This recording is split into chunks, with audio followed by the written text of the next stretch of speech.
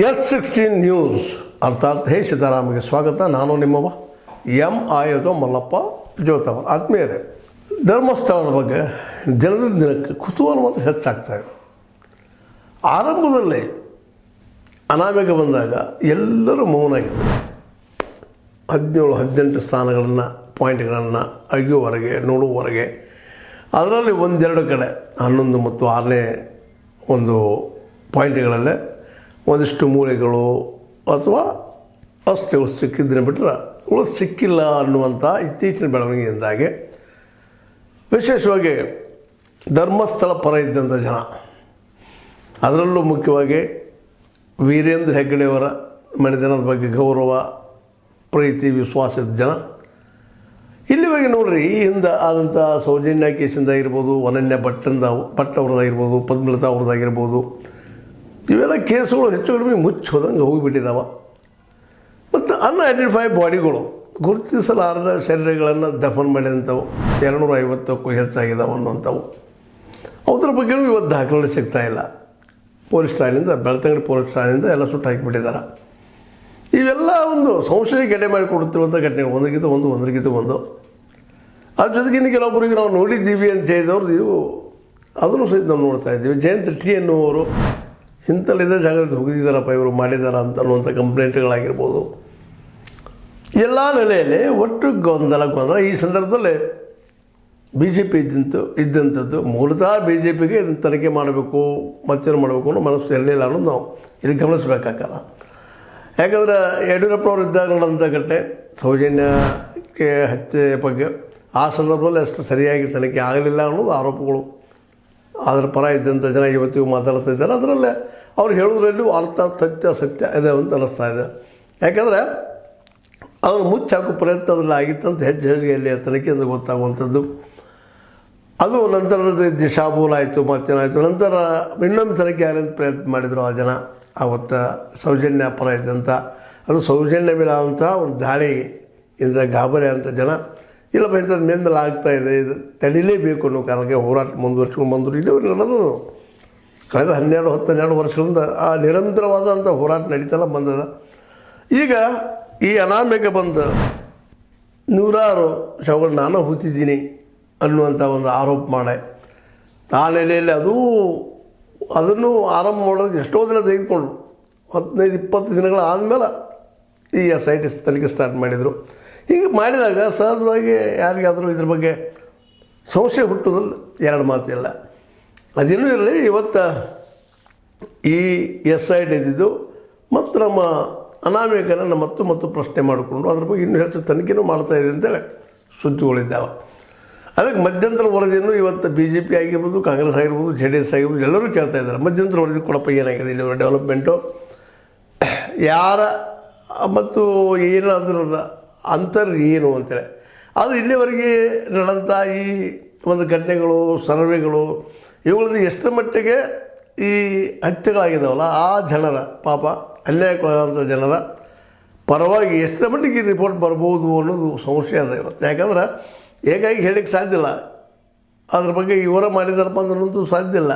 ಆದರೆ ಘಟನೆಗಳು ಮಾತ್ರ ನಡೆದಿದ್ದು ಸುಳ್ಳಲ್ಲ. ಇದೇ ಮೇಲ್ಮೇಲೆ ಹೇಳುವಂಥ ಚರ್ಚೆಯಲ್ಲಿ.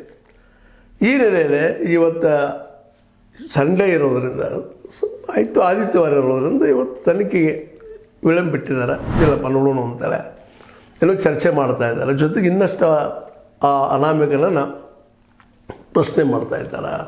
ಅವ್ರನ್ನ ಏನಪ್ಪ ನೀವು ಸರಿಯಾಗಿ ನೋಡಿದ್ದೀರಾ ಇಲ್ವಾ, ಎಲ್ಲೇ ಎಂತು ಏನು, ಮತ್ತು ಅವ್ರು ಯಾರ್ಯಾರು ಹೆಸರು ಹೇಳ್ತಾರೆ ಅವ್ರನ್ನ ಹಿಡಿದು ತಂದು ಎನ್ಕ್ವೈರಿ ಮಾಡುವಂಥ ಕೆಲಸವೂ ಮಾಡ್ತಾಯಿದ್ದಾರೆ. ಸುದ್ದಿಗಳಿದ್ದಾವೆ ಮತ್ತು ಕನ್ನಡದ ಮಾಡಲೇಬೇಕಾಗ ತನಿಖೆಯಲ್ಲಿ ಅವ್ರು ಹೇಳುವಂಥ ಮಾತಿನೆಲ್ಲ ಘಟನೆಲ್ಲ. ಅದಕ್ಕಾಗಿ ಈ ಮಧ್ಯಂತರ ವರದಿ ಬೇಡೋದು ಏನು ತಪ್ಪೇನಲ್ಲ. ಆದರೆ ಇಲ್ಲೇ ಅದು ಆದಷ್ಟು ಶೀಘ್ರ ಆಗಲಿ, ಆಗೋದ್ರ ಜೊತೆಗೆ ಇನ್ನಷ್ಟು ಇವ್ರೇನು ಹೇಳ್ತಾ ಇದ್ದಾರೆ ಅನಾಮಿಕ ಮತ್ತು ಇನ್ನೂ ಕೆಲವು ಸಾಕ್ಷಿದಾರರು ಬಂದಿದ್ದಾರೆ, ಅವ್ರು ಹೇಳಿದ್ದನ್ನು ಸಹಿತ ತನಿಖೆ ಆಗಬೇಕು ಅನ್ನುವಂಥದ್ದು ಒತ್ತಡ ಆಗಬೇಕಾಗಿದೆ ಇವತ್ತು. ಆಗಲಿ ನೇಮಿಸಿದಾರ ನಮ್ಮ SIT ಅವರನ್ನು. SIT ಅವ್ರು ಏನು ಆರೋಪ ಮಾಡ್ತಾ ಇದ್ದಾರೆ ಅಥವಾ ಅವ್ರೇನು ದೂರನ್ನು ಕೊಡ್ತಾ ಇದ್ದಾರೆ ಅದನ್ನು ಹೋಗಿ ಹುಡುಕಿ ಅದೇನದ ಅದು ತನಿಖೆ ಮಾಡಲಿ. ಯಾಕೆ ಅವರೊಬ್ಬನ ಅನಾಮಿಕ ಅಂತ ಆಯಿತು ಇವತ್ತು ಮಾಡಿದಿರಿ. ಅವರು ಅನಾಮಿಕರು ಒಂದು ಒಳ್ಳೆಯ ನ್ಯಾಷನಲ್ ಮಟ್ಟದ ಒಂದು ಮೀಡಿಯಾಗೆ ತನ್ನ ಇಂಟರ್ವ್ಯೂ ಕೊಟ್ಟಿದ್ದು ನಾವು ಗಮನಿಸಿದಾಗ NDTV ಆಗಿರ್ಬೋದು, ಇಂಡಿಯಾ ಟುಡೇ ಆಗಿರ್ಬೋದು ಅಂತ ಕೊಟ್ಟಿದ್ದರಲ್ಲೇ ಅವರು ನಿಶ್ಚಿತವಾಗಿಯೂ ಆಗಿದ್ದಾವಪ್ಪ ನಾನೇ ಮಾಡಿದ್ದೀನಿ ಅನ್ನೋಂಥ ಮಾತ್ರ ಒಪ್ಕೊಳ್ಳೋದ್ರಿಂದಾಗೆ ಇವತ್ತು ಒಂದು ದೊಡ್ಡ ರಾಷ್ಟ್ರಮಟ್ಟದ ಸುದ್ದಿ ಆಗಿಬಿಟ್ಟದೆ ಇವತ್ತು. ಇದರಿಂದಾಗೆ ಕೆಲವೊಂದಿಷ್ಟು ಜನ, ಅದರಲ್ಲೂ ಬಿ ಜೆ ಪಿ ಜನ ಮತ್ತು ಅದರಲ್ಲೂ ವಿಶ್ವನಾಥ್ ಶಾಸಕ ಈಗಾಗಲೇ ಬೆಂಗಳೂರಿಂದ ನಮ್ಮ ಬೆಳ್ತಂಗಡಿವರೆಗೆ ಧರ್ಮಸ್ಥಳದವರೆಗೆ ಪಾದಯಾತ್ರೆ ಮಾಡ್ಕೊಂಡು ನೇತೃತ್ವ ವಹಿಸಿ ಅಲ್ಲಿ ನಡೆದಿಲ್ಲ, ಇದು ಅನ್ಯಾಯ ಮಾಡ್ತಾಯಿದ್ದಾರೆ, ಅಪಮಾನ ಮಾಡ್ತಾಯಿದ್ದಾರೆ, ಹೆಸರು ಕೆಡಿಸ್ತಾ ಇದ್ದಾರೆ ಅಂತೇಳಿ ಅವರೊಂದು ಮೂಮೆಂಟನ್ನು ಸ್ಟಾರ್ಟ್ ಮಾಡಿದ್ದಾರೆ. ಆ ಮೂಮೆಂಟು ಎಷ್ಟರ ಮಟ್ಟಿಗೆ ಇಲ್ಲಿ ಸಹಕಾರಿ ಆಗ್ತದೆ ಈ ತನಿಖೆಗೆ ಅಂತೇಳಿ. ಯಾಕಂದ್ರೆ ತನಿಖೆ ಮೇಲೆ ಪ್ರೆಷರ್ ಆಗಬಾರ್ದು ಯಾವುದಾದ್ರೂ, ಆದರೆ ನಡೀತಾ ಇದೆ ತನಿಖೆ, ಎರಡೂ ಕಡೆ ಪ್ರೆಷರ್ ಇದೆ ಇಲ್ಲ ಅಂತಲ್ಲ.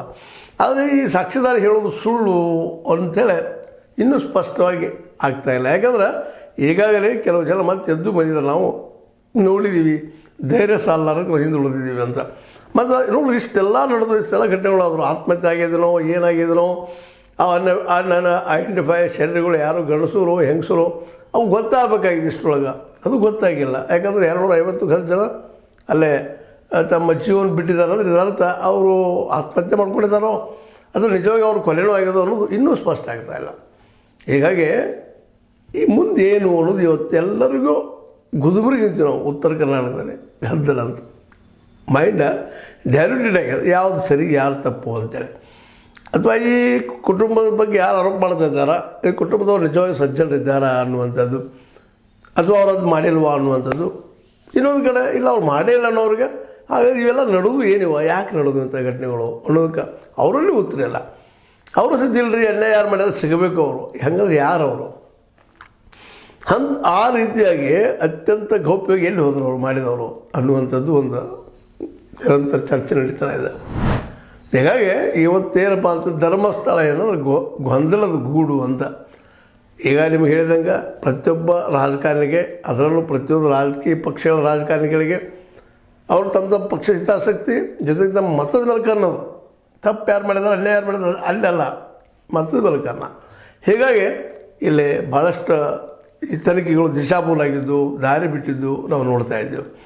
ಏನಾಗಲಿ ಈಗಂತೂ ನಿರ್ಣಾಯಕ ಹಂತಕ್ಕೆ ಬಂದದ. ಅದರಲ್ಲೂ ಅನಾಮಿಕರಿದ್ದಂಥವ್ರು ಇವತ್ತು ಸ್ಪಷ್ಟವಾಗಿ ಇದರಲ್ಲೇ ಅವ್ರು ಹೇಳ್ತಾ ಇದ್ದಾರೆ ಆಗ್ಯದ ಅಂತೇಳಿ, ಅದಕ್ಕೆ ಸಾಕ್ಷಿಗಳು ಒದಗಿಸ್ಬೇಕಾಗ್ಯದ. ಬರೀ ಬಾಯಿ ಮಾತು ಹೇಳಿದ್ರಲ್ಲ, ಮತ್ತು ಇನ್ನು ಕೆಲವರು ಅವ್ರ ಮೇಲೆ ಸಂಶಯ ಪಡ್ತಾ ಇದ್ದಾರೆ. ಇವರು ಅಲ್ಲಿ ಕಾರ್ಮಿಕ ಅಂತ ಹೇಳ್ತಾರೆ, ಇವರು ಒಳ್ಳೆಯ ಪತ್ರಿಕೆಗಳಿಗೆ ಮೀಡಿಯಾಗಳಿಗೆ ಇಂಟರ್ವ್ಯೂ ಕೊಡುವಷ್ಟರ ಮಟ್ಟಿಗೆ ಹೋಗೋದು, ಅದು ಸುಪ್ರೀಂ ಕೋರ್ಟ್ ವಕೀಲ ಹಿಡ್ಕೊಂಡು ಬರುವಂಥದ್ದು ಒಗ್ದು ಪ್ಲ್ಯಾನ್ ಆಗಿ ಬಂದಿದ್ದಾರೆ. ಅದರ ಇದ್ರ ಹಿಂದೆ ದೊಡ್ಡದೊಂದು ಗ್ಯಾಂಗ್ ಅದ, ಅದು ಈ ನಮ್ಮ ಧರ್ಮಸ್ಥಳ ಹೆಸರು ಕೆಡಿಸೋ ಪ್ರಯತ್ನ ಮಾಡುತ್ತಂತ ಅವ್ರು ಆರೋಪ ಮಾಡ್ತಾ ಇದ್ದಾರೆ. ಹೀಗಾಗಿ ಆರೋಪ ಪ್ರತ್ಯಾರೋಪ ಜೊತೆಗೆ ಮಟ್ಟೆನವ್ರ ಮೇಲೂ ಆರೋಪಗಳು ಮಾಡ್ತಾ ಇದ್ದಾರೆ, ತಿಮ್ಮರೋಡಿಯವ್ರ ಮೇಲೂ ಮಾಡ್ತಾ ಇದ್ದಾರೆ. ಆದರೆ ಇಲ್ಲಿ ಕೇಳೋದು ಇಷ್ಟೇ, ಆರೋಪ ಮಾಡೋದರಿಂದ ನ್ಯಾಯ ಸಾಯ್ತಿದೆ ಅಂತ ತಿಳ್ಕೊಳ್ಳಿ ಹೋಗ್ಬಾರ್ದು. ಅನ್ಯಾಯ ಆಗಿದೆ. ಈಗ ಶೌಚಾಲಯಗಾಗಿರ್ಬೋದು, ಇನ್ನೊಬ್ರಿಗಾಗಿರ್ಬೋದು, ಯಾರಿಗಾಗಿರ್ಬೋದು, ಹೆಣ್ಮಕ್ಳಿಗೆ ಆಗ್ಯದ. ಆ ಹೆಣ್ಣುಮಕ್ಕಳಿಗೆ ನ್ಯಾಯ ಒದಗಿಸುವಂಥ ಕೆಲಸ ಇಲ್ಲಿ ಎಲ್ಲರೂ ಕೂಡಿ ಮಾಡಬೇಕಾಗ್ಯದ. ಅದಕ್ಕೆ ಧರ್ಮ ನಡೀತಿರೋದು ಅದು ಮತ್ತೆ ನಡೀತಿರೋ ಕೆಲಸ ಆಗಬಾರ್ದಾಗಿದೆ. ಯಾಕಂದ್ರೆ ಧರ್ಮದ ನೆಲೆಗಟ್ಟಲೆ ಇಲ್ಲೊಬ್ಬರು ಕೊಲೆಗಾರರು, ಒಬ್ಬರ ಸುಳ್ಳುಗಾರರು ದಾಟ್ಕೊಳ್ಳಿಕ್ಕಂದ್ರೆ ಅಡಿಕೊಳ್ಳಿಕ್ಕಿದ್ದಾರೆ. ದೇವರ ಹೆಸರಿನಲ್ಲೇ, ಪೀಠದ ಹೆಸರಿನಲ್ಲೇ ಇಲ್ಲೆಲ್ಲೋ ಅಡಿಕೊಂಡು ಕೊಡ್ತಾ ಇದ್ದಾರೆ. ಅದಾಗಬಾರ್ದು. ಅದು ಹೊರಗೆ ಬರಬೇಕಾಗಿದ್ರೆ ಎನ್ಕ್ವೈರಿ ಅನ್ನೋದು ಆಗಲೇಬೇಕು.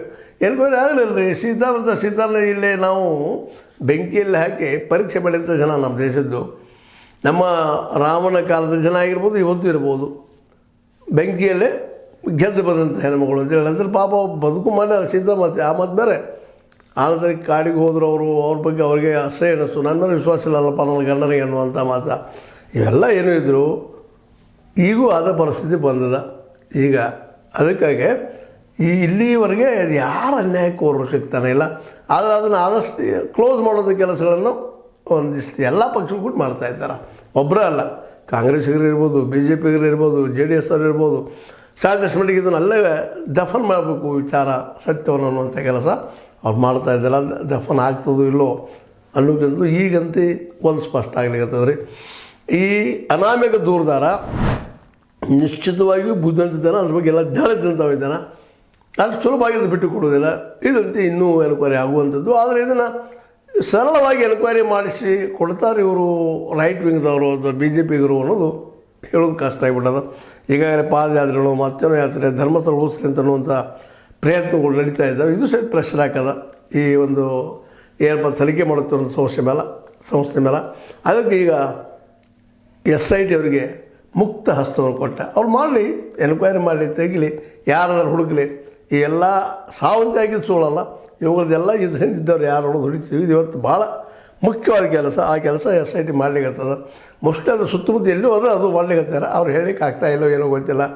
ಯಾಕಂದ್ರೆ ರಾಜಕೀಯ ಒತ್ತಡ ಹೋಗದ ಎಲ್ಲ ಕಡೆಯಿಂದ 3 ಪಕ್ಷಗಳು ಅದಕ್ಕೆ ಸಪೋರ್ಟ್ ಆಗಿದ್ದಾರೆ ಅಂದ್ಕೊಳ್ಳ ಈ ಆಡಳಿತಶಾಹಿ ವರ್ಗದವ್ರು ಬಿಡಪ್ಪ ನಮಗೇನು ಮಾಡುವಂಥ ವಿಷಯಗಳು ಮೂಡುವುದರಿಂದಾಗೆ ಹಾಗೆ ಮುಂದೆ ಹೋಗ್ತಾ ಇದೆ. ಅದಕ್ಕಾಗಿ ಈ ಒಂದು ಏನಪ್ಪ ಅಂತಂದ್ರೆ ಇದಾದಂಥ ಅನ್ಯಾಯದ ಮೂಲ ಪುರುಷರು, ಮೂಲ ವ್ಯಕ್ತಿಗಳು ಯಾರು ಅನ್ನೋದು ಹುಡುಕೋದಕ್ಕೆ ಇನ್ನಷ್ಟೇ SITಗೆ ಅವಕಾಶ ಕೊಡೋದು ಸೂಕ್ತ.